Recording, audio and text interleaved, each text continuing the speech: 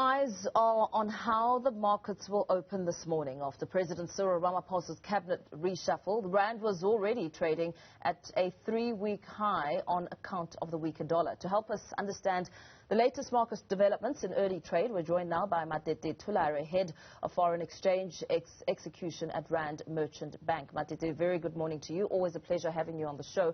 Give us an early trade analysis of how the markets opened this morning, of course, after last night's cabinet reshuffle.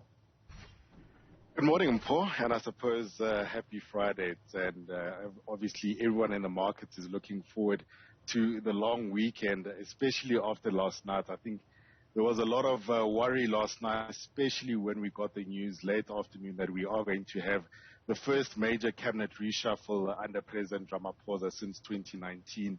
And I suppose there was just some sort of reminiscence towards 2015 where you had Nenegate, and obviously there was a lot of speculation about who's coming and who's going.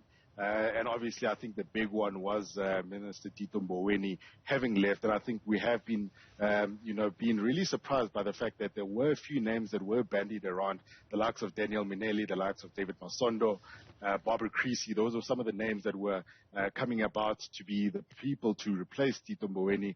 Obviously, the other factor was obviously Minister Zweli Mkhize obviously having resigned. But I think that was not too much focus for the markets. The markets really focused as to where is President Ramaphosa going to go to in terms of replacing Tito Mboweni. And, as we saw, we've got ANC heavyweight, Kodongwane having replaced him. And I think a lot of the market sentiment is obviously that he will be really hands-on at Treasury, and also he is also a Ramaphosa ally. So I think if anything, we have seen the rand, spiking towards that 14.75. It was just a knee-jerk reaction. I think that the markets were just also, slightly nervous ahead of that announcement. They have retraced about, call it close to 25 cents this morning. We are currently trading around 14.47 at this morning. But also, the global environment isn't also encouraging. So also that's also putting a bit of pressure on the rand, especially with the non-farm payrolls that we're waiting from the U.S. Later this afternoon. The rand was already trading at 3-week highs before that announcement. Are there any immediate movements that we've seen there?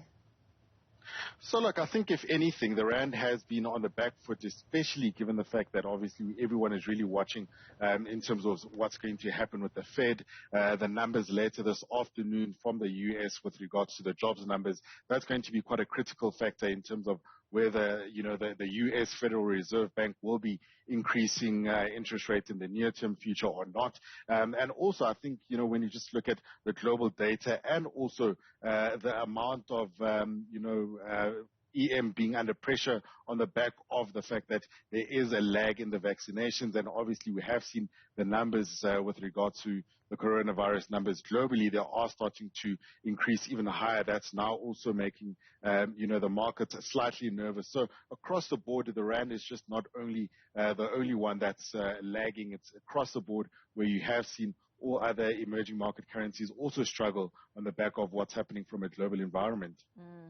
Kodongwane succeeds Tito Mboweni, who has held the position since 2018 and was really a strong proponent of reining in the government's debt and wage bill. What then does the incoming finance minister do to get that trust and confidence of rating agencies? Because he essentially replaces a man who was well liked by the markets overall. Look, I think if anything, we just need to take a step back towards 2018. I mean, Minister Mboweni had been keen, to come back after agreeing to the position of finance minister after the sudden departure of Nhlanhla Nene in 2018. I mean, if you take that time back, Mr. Mboweni was working in the private sector where he was obviously in touch with a lot of, the business community, where he had been occupying roles such as the chairman of Goldman Sachs and also Anglo Ashanti. But also, after that, South Africa was in trouble and, Minister Mboweni came into effect. Now, we've got Mr. Enoch Odongwana, who is also having, quite a lot of ties with also the business sector.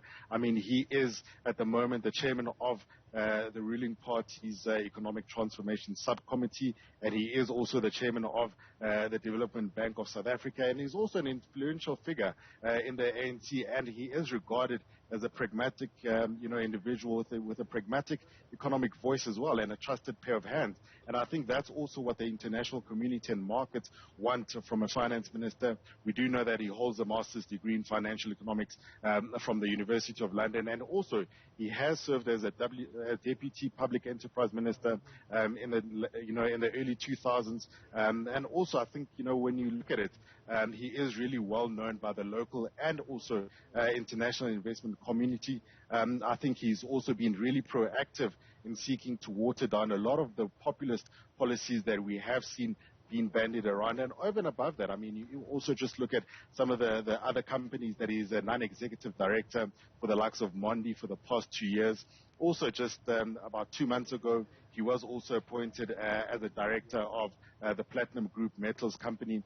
So, he has been an advocate of a lot of investor-friendly policies, and he's also cautioned a lot of the times against proposals by the ruling party to nationalize the central bank. We do know that that was the same stance that was taken by Minister Tito Mboweni. And obviously some of the things also that he's also cautioned against is the change in the constitution to make it easier to seize land without compensation. So, look, there is a lot that Minister Odongwana will have on his plate. I think, we have seen, and we've spoken about this, that the South African economy has contracted for the most, part over the past couple of years. And obviously the impact of the coronavirus with the stop-start lockdowns hasn't helped the country. But also, I mean, if you look at just the strong team that is at National Treasury that he will be taking care of, I mean, the likes of Dondo Mokojane, those guys obviously represent stability and continuity, which is something that the ratings agencies really like. And I think the mere fact that his strength also, lies in the fact that he's got strong consensus for reforms. He has also written just recently a column where he also advocates for the need for these reforms for us to have stronger and economic growth over the next coming years. Matete, let's talk oil now. U.S. crude oil futures edged up in early trade, but remain on track for their biggest weekly decline since late last October. What's driving sentiments there? So look, I think for oil prices, it's going to be quite an interesting one, especially after Wednesday, where you had this massive petrol price increase. But nonetheless, from just an international community point of view, the oil market has headed for the biggest weekly loss, as you said, since March. And obviously this is on the back of the spread of the Delta coronavirus variant that is really casting doubt on the continued economic recovery and also demand, particularly in the world's biggest crude importer, which is China. I mean, when we just look at some of the stats already, we are seeing that traffic has also thinned in some of China's typically busy city roads, as obviously the nation faces another resurgence in the coronavirus. That's also raising concerns about the demand for near-term fuel in the major Asian consumer market. So on the back of that, we have seen oil now trading below $70 a barrel this morning. Just this week, it just shows you the volatility that's in the oil market. Just this week, the oil price has come down 6%. So obviously that's the biggest decline since March. But also, the other factor has been a surprise expansion in the U.S. crude oil stockpiles that has also hurt prices. So, we did see that in the first half of this year. We did see oil prices really rallying on the resurgent demand and obviously a drawdown in inventories. But with the latest chapter in the pandemic, that has made the going forward, the oil prices a lot tougher. And I think it's going to be quite interesting to see how it goes into the latter part of the year. Absolutely. The U.S. non-farm payrolls data is expected later this afternoon. What are you looking to see there?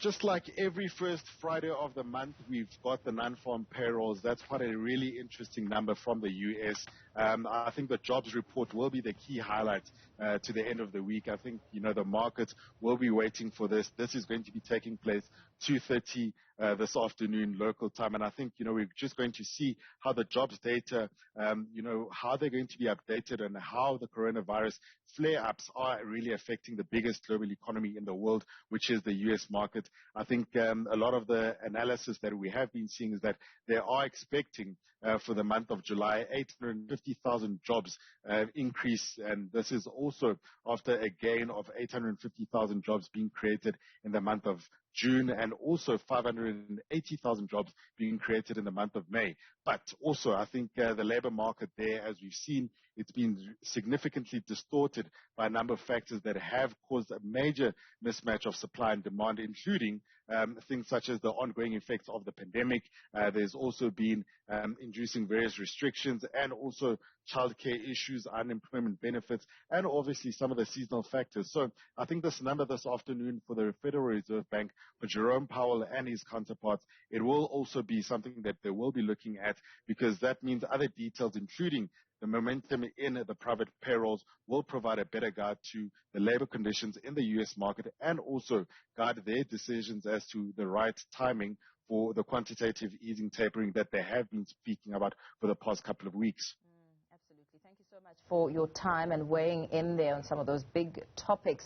That is Matete Thulare, head of foreign exchange execution at Rand Merchant Bank, giving us some insight on what the expectations are in the world of business, and especially looking at the reaction of the financial markets to the new finance minister.